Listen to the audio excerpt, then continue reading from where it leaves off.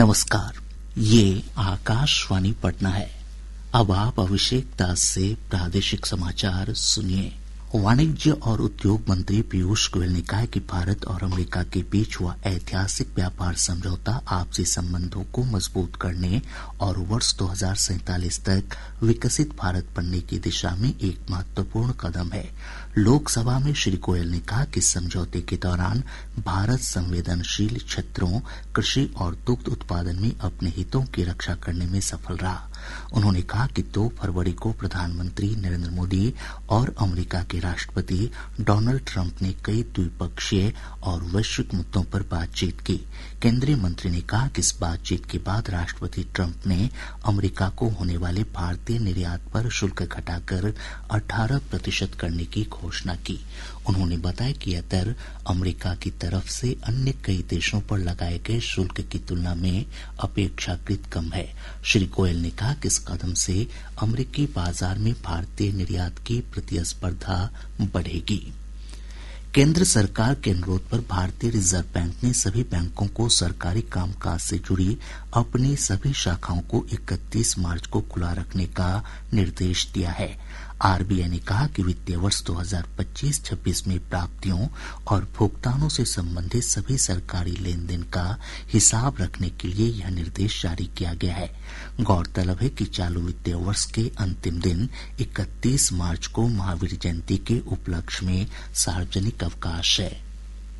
प्रधानमंत्री नरेंद्र मोदी ने लोगों से शुक्रवार को परीक्षा पे चर्चा कार्यक्रम को देखने का आग्रह किया है। एक सोशल मीडिया पोस्ट में प्रधानमंत्री ने कहा कि युवाओं के साथ बातचीत करना ऊर्जापूर्ण रहा। उन्होंने परीक्षार्थियों से तनाव रहित होकर परीक्षाएं देने, चुनौतियों से निपटने और व्यावहारिक तरीके अपनाने, सामंजस्य स्थापित करने और आत्मविश्वास बढ़ाने पर बल दिया। प्रादेशिक समाचार आप आकाशवाणी पटना से सुन रहे हैं। प्रदेश के मौसम के रुख में एक बार फिर परिवर्तन देखा जा रहा है।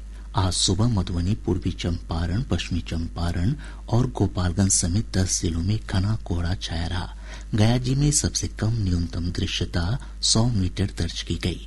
मौसम पूर्वानुमान में कहा गया है कि अगले 2 से 3 दिनों के दौरान प्रदेश के अधिकतर हिस्सों के अधिकतम और न्यूनतम तापमान में 2 से 3 डिग्री सेल्सियस की गिरावट आ सकती है। इधर पिछले 24 घंटों के दौरान 9 डिग्री सेल्सियस न्यूनतम तापमान के साथ भागलपुर का सबौर राज्य का सबसे ठंडा स्थान रहा। विधानसभा अध्यक्ष प्रेम कुमार ने कहा कि कर्पूरी ठाकुर केवल एक राजनेता ही नहीं बल्कि विचार, संघर्ष और सामाजिक न्याय की जीवंत प्रतिमूर्ति थे। श्री कुमार जननायक कर्पूरी ठाकुर की जयंती समारोह पर पटना में आयोजित एक कार्यक्रम को संबोधित कर रहे थे। केंद्रीय शिक्षक पात्रता परीक्षा CTET 2 चरणों में आयोजित की जाएगी। केंद्रीय माध्यमिक शिक्षा बोर्ड CBSE ने बताया कि पहले यह परीक्षा एक ही दिन ली जानी थी, लेकिन परीक्षार्थियों की संख्या अधिक होने के कारण इसे 2 दिन आयोजित करने का निर्णय लिया गया। परीक्षा 7 और 8 फरवरी को आयोजित होगी। पूर्वी चंपारण जिले के हरसिद्धि थाना क्षेत्र के चाकपाकड़ गांव से एसटीएफ और TIO की टीम ने 20,000 रुपए के इनामी डकैत मिथुन राम को गिरफ्तार कर लिया है।